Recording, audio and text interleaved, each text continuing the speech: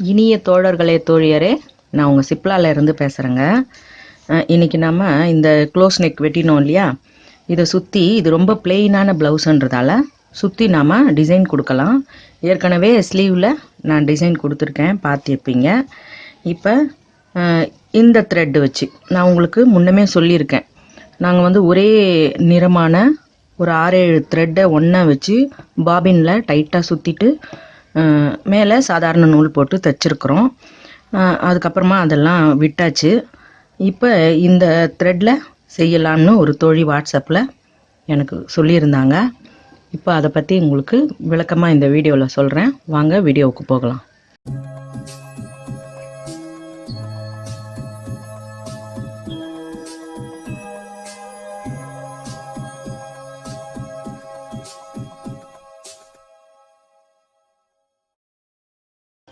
முதல்ல நம்ம பாபினில் உங்களுக்கு எந்த நிறம் வேணுமோ அந்த நிறத்தில் உள்ள நூலை எடுத்துக்கிட்டு அதை நல்லா டைட்டாக சுற்றி பாபினில் செட் பண்ணிக்கோங்க.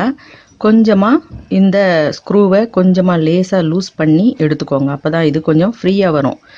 ரொம்பவே டைட்டாக இருந்தால் இழுத்து வர்றதுக்கு கொஞ்சம் சிரமப்படும்.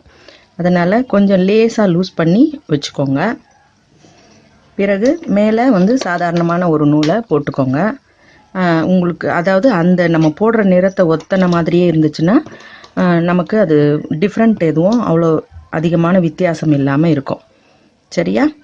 இப்போ அந்த அடியில் இருக்கிற பாபினோட அந்த த்ரெட்டை நம்ம வெளியே எடுக்கலாம்.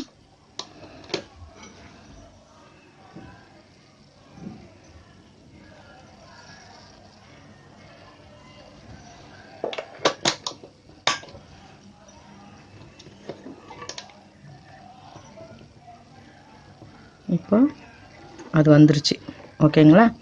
இப்போ நம்ம போட வேண்டிய டிசைனை, இது வந்து க்ளோஸ் நெக், உங்களுக்கு ஏற்கனவே சொல்லியிருக்கேன்.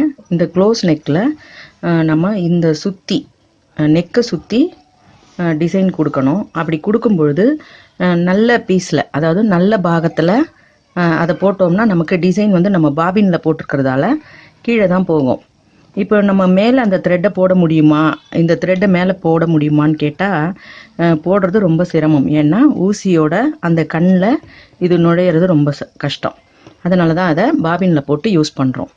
இப்போது நல்ல பக்கத்தை அடியில் வச்சுட்டு நம்ம அடிபாகத்தில் தான் நம்ம இந்த மாதிரி ஒரு டிசைனை போட போகிறோம். இப்போ உங்களுக்கு அந்த வரைஞ்ச கோடு தெரியுதுங்களா? தெரியலனாலும் நான் உங்களுக்கு நல்லா ஸ்ட்ராங்காக போட்டு காட்டுறேன்.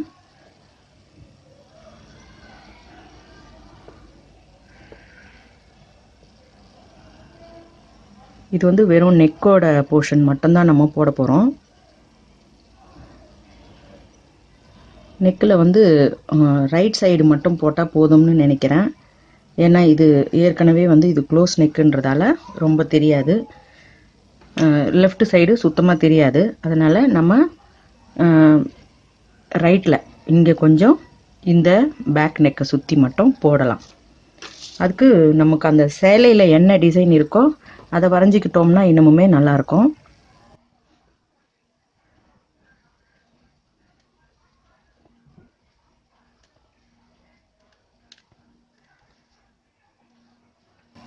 ரொம்பவுமே நீங்கள் கஷ்டமான டிசைன்லாம் கொடுக்கணும்னுலாம் இல்லை.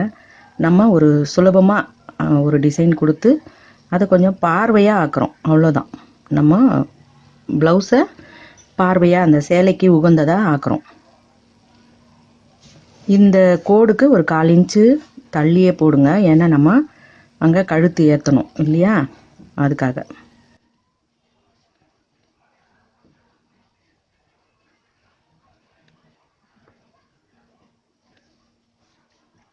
இப்போ இந்த இடத்துல நம்ம ஷோல்டர் ஜாயின் பண்ணுற இடம், அதனால் இங்கே வெறும் கோடு வர மாதிரி பண்ணிப்போம். அதே மாதிரி இங்கேயும் கோடு வர மாதிரி ஆரம்பிப்போம். சரியா? அது வந்து நம்ம ஷோல்டர் பிடிக்கும்பொழுது அந்த பார்ட்டு உள்ளே போயிடும்.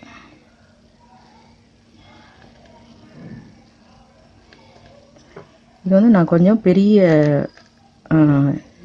இதழ்களை தான் வரைஞ்சிருக்கேன். ஏன்னா எனக்கு சின்ன இதழாக இருந்ததுன்னா இதில் வந்து அந்த அளவுக்கு எடுப்பாக தெரியாது. நம்ம கொஞ்சம் பெருசாக போட்டோம்னா தான் நம்ம வரைகிறதோ போடுறதோ கொஞ்சம் இந்த தைக்கும் பொழுது கொஞ்சம் வித்தியாசமாக தெரியும். எம்ப்ராய்டரி அப்படின்னும் பொழுது அது நெருக்கமாக போட்டோம்னா தான் அது நல்லாயிருக்கும். இந்த மாதிரி செய்யும் பொழுது அவ்வளோ பெருசாக வேண்டாம்.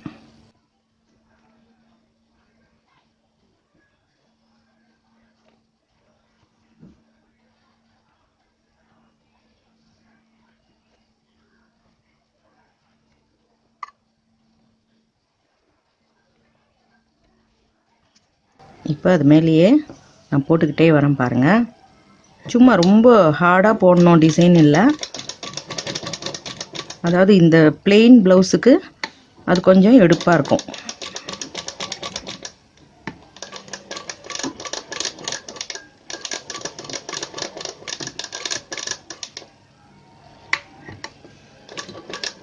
நடுவில் அந்த ரவுண்டை மட்டும் சும்மா ஒரு ரஃப் மாதிரி சுற்றிக்கிட்டேன்.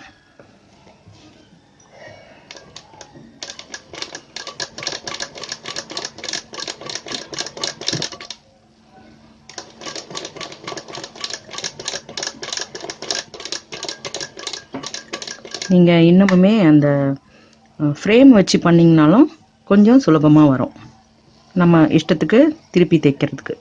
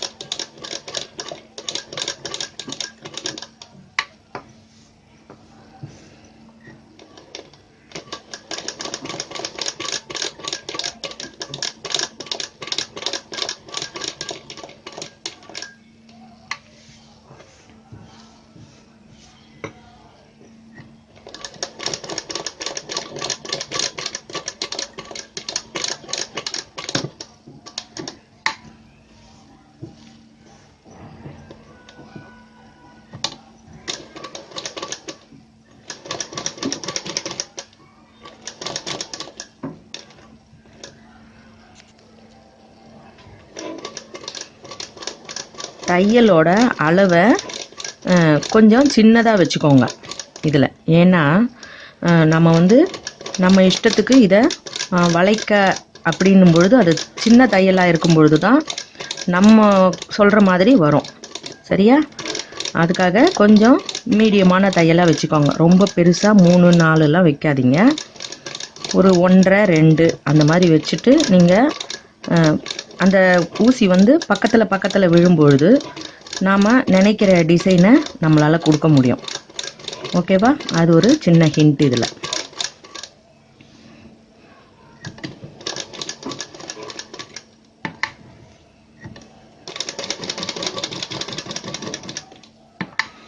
இப்போ இதுலேயும் இந்த த்ரெட்டு நம்ம ஹேண்ட் எம்ப்ராய்டரி போடுற த்ரெட்டு தான்.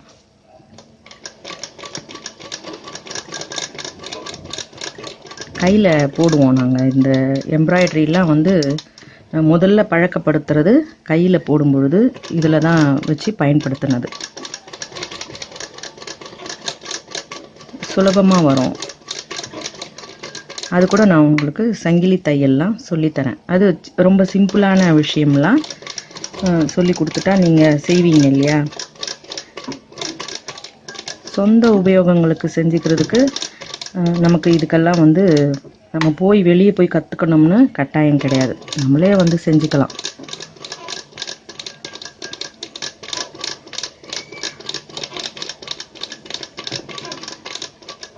இதெல்லாம் நிதானமாக தைக்கக்கூடிய விஷயம்ன்றதால பெடல் பண்ணுறது ரொம்பவே பெஸ்ட்டு.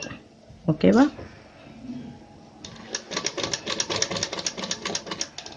இப்போது இது வரைக்கும் நாம் முடிச்சிட்டோம்.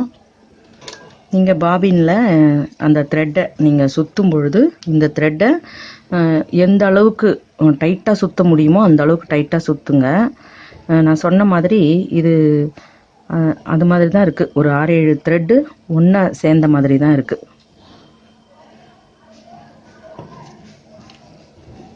இப்போ இதை பார்ப்போம். இது வந்து பிரிஞ்சு வர்றதுக்கும் வாய்ப்பெல்லாம் கிடையாதுங்க. ஓகேவா?